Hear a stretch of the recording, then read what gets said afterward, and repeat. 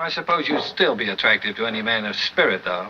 There's something engaging about it, this. Hollywood in its golden age sparkled like a cathedral of light. Actresses floated across the screen in silk gowns, their voices softened, their movements rehearsed to perfection. To succeed was to fit the mold, glamorous, gentle, agreeable. But in the middle of this carefully staged world walked a young woman who refused the costume. She cut her hair short, slipped into trousers, and introduced herself not as Katharine but as Jimmy. From the beginning, Katharine Hepburn carried herself like a contradiction. She was at once fiercely independent and magnetically compelling, impossible to ignore, yet impossible to categorize. Casting directors shook their heads, columnists whispered, and studio bosses fretted. Here was a woman who would not bend. She spoke quickly, thought faster, and met every question with a sharp answer that made journalists scramble for their pencils. The public didn't quite know what to do with her. Was she charming or difficult? Too masculine or simply modern? Even as critics struggled, audiences felt the power in her presence. They saw someone who refused to be boxed into lace and pearls, someone who gave permission quietly, boldly for women to stand taller, to speak louder, to live differently. Hepburn's story is not just about stardom. It is about defiance, reinvention, and a private life that remained wrapped in secrecy, even as her face lit up screens around the world. To some, she was the epitome of elegance. To others, a rebel in disguise. Yet all agreed, she was unforgettable. Tonight, we step into the hidden gallery of Katharine Hepburn's life. 10 stories, some celebrated, some whispered, some still debated, that reveal how a girl once called Jimmy became the woman who shattered every Hollywood rule. In Hollywood's golden era, image was everything. Studios spent fortunes polishing their stars into porcelain icons, perfect smiles, perfect romances, perfect illusions. A single crack in the surface could end a career. Yet Katharine Hepburn seemed almost careless with the polish. She walked onto sets in trousers when women were expected to wear gowns. She dismissed gossip with a shrug when others trembled at scandal. And when the press branded her box office poison, she refused to disappear. Instead, she returned stronger, choosing roles that mirrored her own steel. But the true fascination with Hepburn lies not only in her public triumphs. Behind the screen presence, the sharp dialogue, the regal poise was a private life that defied the boundaries of her age. Her closest bonds, often whispered about but never openly discussed, spoke to a hunger for connection that went beyond the scripts she played. She lived in a time when certain loves could not be named, and yet her independence, her unwillingness to conform, hinted at truths the industry preferred to keep silent. Why revisit her story now? Because Katharine Hepburn is more than a memory of old Hollywood. She is a symbol of what it means to live unapologetically, to stand in front of a world that demands one thing and choose to be something else entirely. In the chapters ahead, we'll uncover 10 moments, 10 fragments of her life that show how a girl who once answered to Jimmy grew into an icon who reshaped Hollywood's idea of womanhood. Before Katharine Hepburn was Hollywood's grande dame, she was simply Jimmy. That was the name she insisted on as a child, a playful disguise that revealed more truth than anyone realized. Growing up in a progressive New England household, Hepburn was encouraged to think freely, to question traditions, and to chart her own path. But even within that freedom, her choices startled neighbors and relatives. At just 9 years old, she shaved her head, an act so radical at the time that even the children around her gasped. It wasn't a rebellion for attention, it was a declaration. Katharine wanted to move in the world not as someone fragile, but as someone strong, fast, and unafraid. Jimmy ran, climbed, wrestled, and sparred with the boys of the neighborhood. Her spirit was too large for the dresses and ribbons that society demanded she wear. Those early years foreshadowed everything that was to come. While other little girls rehearsed the manners expected of future wives, Hepburn rehearsed defiance. She studied her reflection not as an object to be decorated, but as a face that belonged to her alone.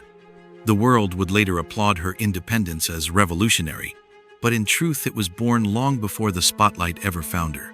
To understand Katharine Hepburn the star, you must first understand Jimmy, the child who refused to be tamed. That stubborn spark, lit in the playgrounds of Connecticut, would burn through every role she ever played. When Katharine Hepburn first stepped onto a Hollywood set, she carried herself with the same fearless stride that defined her childhood. She was tall, angular, and spoke with a crisp New England accent that seemed almost too sharp for the soft-focused glamour of the 1,930-second screen. Casting agents weren't sure what to make of her. Some found her magnetic. Others thought she was all wrong for the Dream Factory's carefully sculpted image.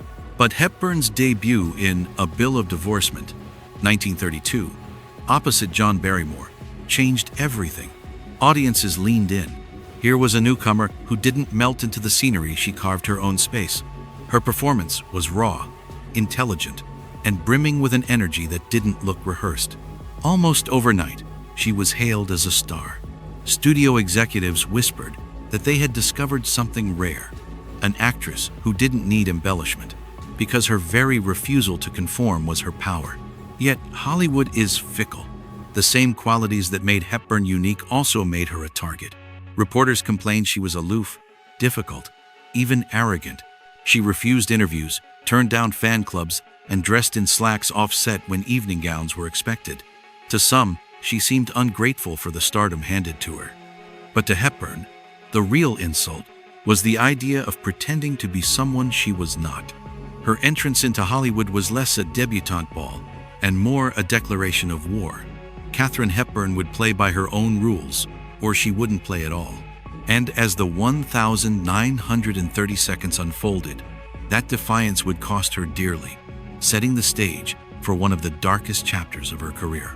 By the mid-1,930 seconds, the glow of Katharine Hepburn's early stardom began to flicker. Hollywood, always hungry for the next glittering face, grew restless with her refusal to play the game. She declined interviews, brushed aside studio publicity campaigns, and walked into restaurants wearing trousers at a time when women could be arrested for it. To audiences fed on carefully polished glamour, Hepburn seemed almost too brash, too independent. The backlash came swiftly. In 1938, a group of theater owners published a brutal advertisement in the trade papers. It listed several stars, among them Katharine Hepburn, under a damning headline, "Box Office Poison." It was Hollywood's scarlet letter, branding her as unprofitable, undesirable, a liability to any studio that hired her. For many actors, such a label was the end. Careers vanished overnight. But Hepburn was not the kind to vanish. Instead, she left Hollywood altogether and returned to the stage, where her sharp voice and commanding presence had always belonged. On Broadway, she found her footing again, proving to herself and to anyone watching that she could not be dismissed so easily. The very traits that had made her difficult for Hollywood to market became assets on the boards of live theater. It was during this exile that she began plotting her return. Determined to control her own narrative, she sought out the perfect script, a story that would showcase her wit, her fire, her refusal to be ordinary.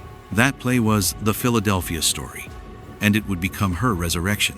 The Box Office Poison label was meant to silence her.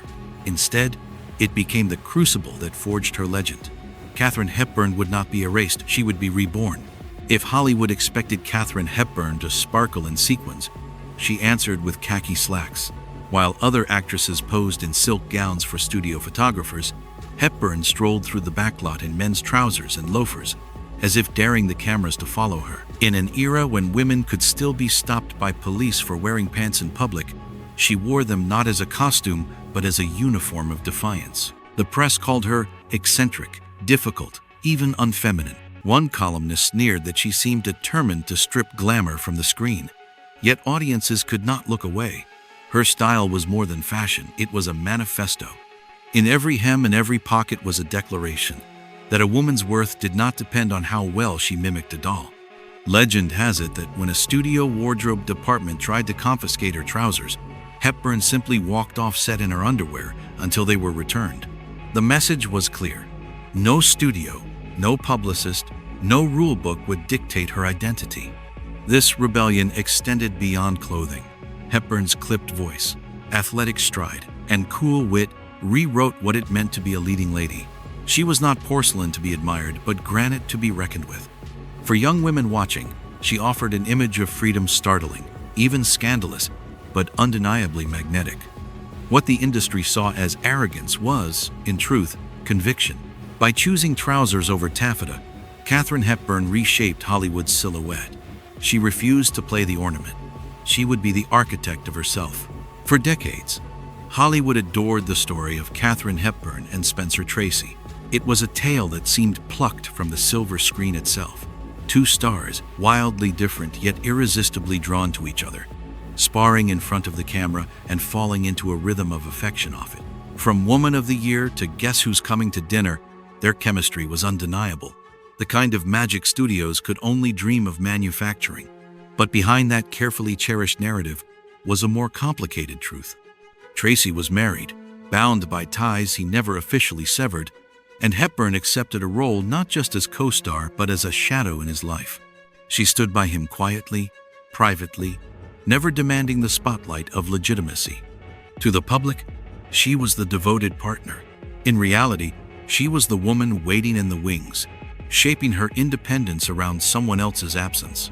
Friends often remarked on the tenderness between them, his reliance on her steady presence, her loyalty even in moments when Hollywood's glare became too sharp. And when his health declined, Hepburn was there, not as a wife the world recognized, but as the unwavering companion who refused to leave his side. The romance with Tracy became part of her legend, a love story that both elevated and obscured her. To audiences, it confirmed her humanity. Even the indomitable Hepburn could love fiercely, could devote herself beyond measure. Yet to those who looked closer, it also revealed the paradox of her life, an icon of freedom tethered to a bond she could never claim in full light. Behind the dazzling glare of the Klieg lights, Katharine Hepburn's most intimate connections were often the ones the public never saw.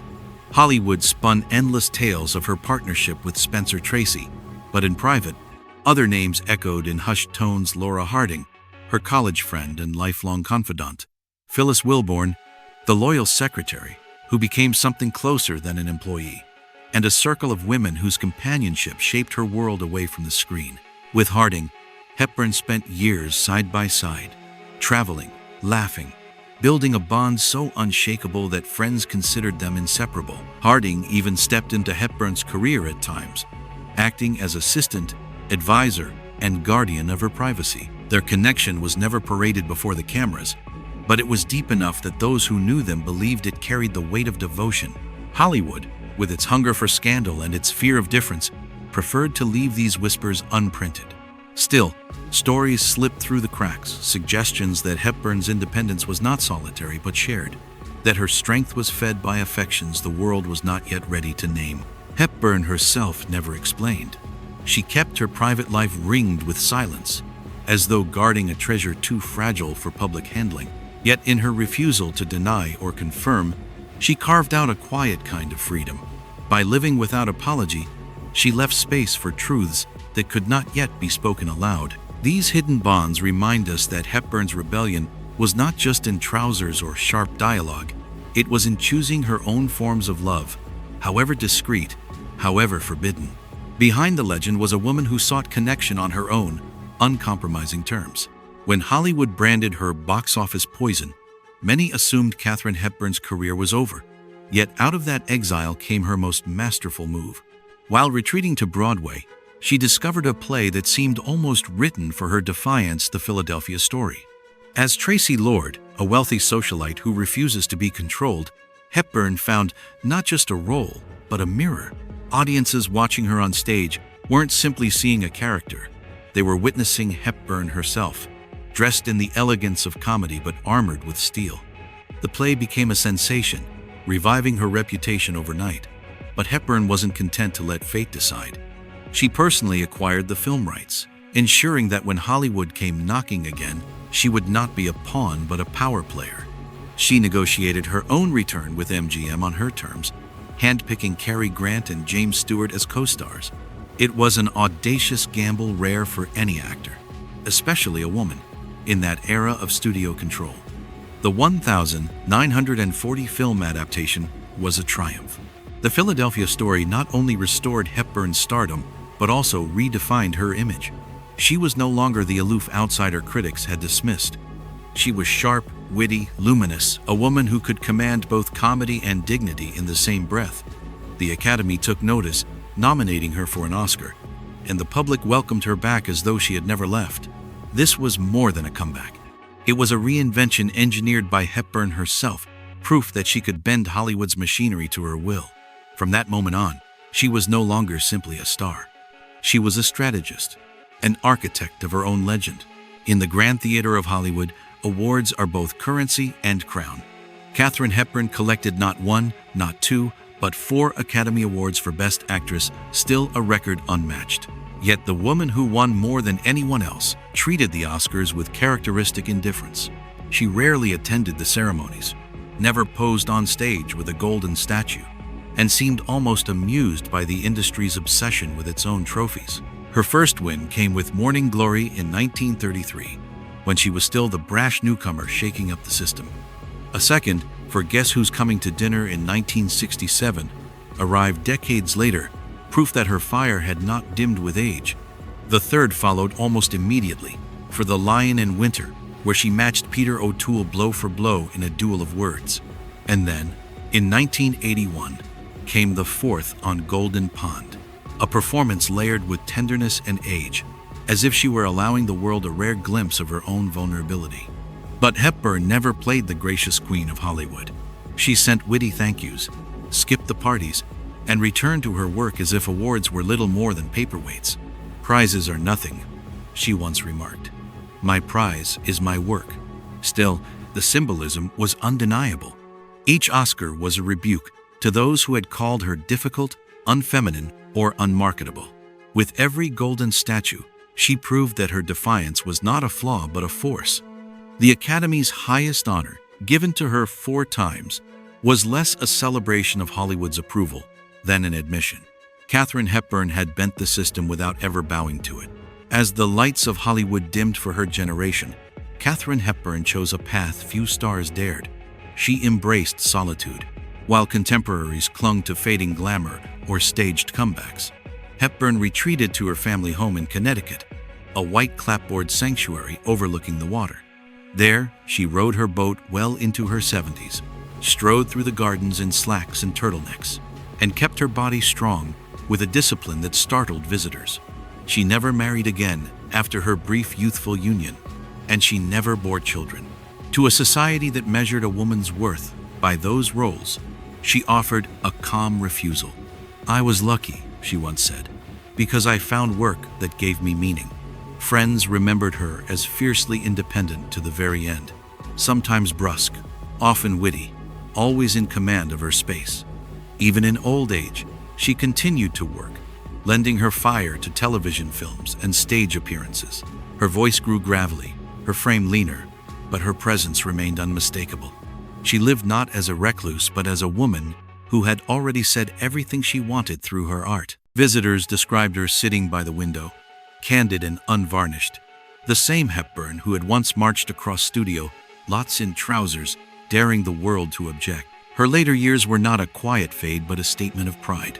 By choosing to live alone, by rejecting the roles society pressed upon her, she underlined the theme of her entire life: freedom. Katharine Hepburn's solitude was not loneliness, it was sovereignty. When the curtain finally fell on Katharine Hepburn's extraordinary life, what remained was more than a resume of films or a collection of awards. It was a revolution. She had walked into Hollywood as Jimmy, a girl unwilling to play by society's rules, and she left as the woman who had redrawn the boundaries of femininity on screen. Hepburn's legacy lies in the paradox she embodied. She was glamorous yet unpolished, aloof yet magnetic, rebellious yet dignified. At a time when studios insisted on molding actresses into fragile icons, she insisted on being steel. By doing so, she opened the door for generations of women to define themselves not as ornaments but as architects of their own identities. Her influence stretched far beyond the screen. Fashion houses later adopted the trousers she once wore in defiance. Actresses like Meryl Streep, Kate Blanchett, and Emma Thompson have cited her as a model of strength and artistry. Feminist scholars hailed her as a cultural pioneer who lived quietly but firmly, outside the expectations of marriage and motherhood. And for those who whispered about the private bonds she kept, her silence itself became a form of power, the refusal to let others dictate which loves could be named. Even today, when her films flicker across late-night screens or stream on digital platforms, Hepburn's voice cuts through time. Clipped, sharp, unforgettable. She does not ask for approval. She demands recognition. Katharine Hepburn's greatest role was not on stage or screen. It was the lifelong performance of herself, uncompromising, unapologetic, and entirely her own. In her defiance, she gave permission for others to be free, and that is a legacy no passage of time can erase. Hollywood's golden age was built on illusions, gleaming gowns, rehearsed smiles, the fantasy of perfect lives projected onto silver screens. Yet within that carefully guarded world stood Katharine Hepburn, a woman who refused to bow to illusion. From the moment she insisted on being called Jimmy as a child, she was already shaping a destiny that would not be bound by corsets, gossip, or expectation. Her journey was never smooth. She knew the sting of public rejection, the humiliation of being branded box office poison, the pressure of a town that demanded its women act softer, sweeter, smaller. But instead of breaking, she sharpened. She reclaimed her career with The Philadelphia Story. She carried films that earned her 4 Academy Awards, and she lived her life with a conviction that made her as untouchable off-screen as she was unforgettable on it. The romance with Spencer Tracy, the whispered bonds with women, the bold choice to remain unmarried and childless, each facet of her private life spoke to the same truth. Katharine Hepburn belonged to no mold. She loved as she chose, lived as she wished, and gave the world only what she wanted it to see. In her silence about the rest, she wielded power more enduring than confession. To remember Katharine Hepburn is to remember a paradox. She was elegance with an edge, independence wrapped in charm, defiance disguised as wit. She was Hollywood royalty without ever kneeling to the crown. And in the end, she was not only a star of her century, but a blueprint for every woman who came after, proof that one could be strong and brilliant and utterly oneself without apology. When her films play today, they are more than relics of a vanished age. They are reminders that glory and rebellion can exist in the same breath, that beauty is fiercest when it refuses to conform, and that the truest legacy is freedom. Katharine Hepburn did not simply act in front of a camera. She lived her life as if the world itself were watching, and in doing so, she taught us all how to stand taller. If Katharine Hepburn's story has stirred something in you, know this: her legacy is not just about film history. It's about the courage to live boldly, even when the world demands silence. Hepburn never asked for permission. She created her own rules, her own rhythm, her own life. That is why, decades later, she continues to inspire us to stand taller, speak sharper, and refuse to be anything less than ourselves. As you reflect on her journey from Jimmy, the tomboy, to the woman who shattered Hollywood's mold, consider what it means for your own story. What rules have been written for you? And which ones are you brave enough to break? If these untold fragments of Hepburn's life resonated with you, help us keep her voice alive. Like this video, share it with others who cherish the forgotten truths of Hollywood, and subscribe so you won't miss the next chapter in this series. Your support keeps these hidden stories burning bright, long after the spotlights have faded. Hollywood's past is filled with legends who lived between the light and the shadows. Together, we can ensure their stories are never forgotten.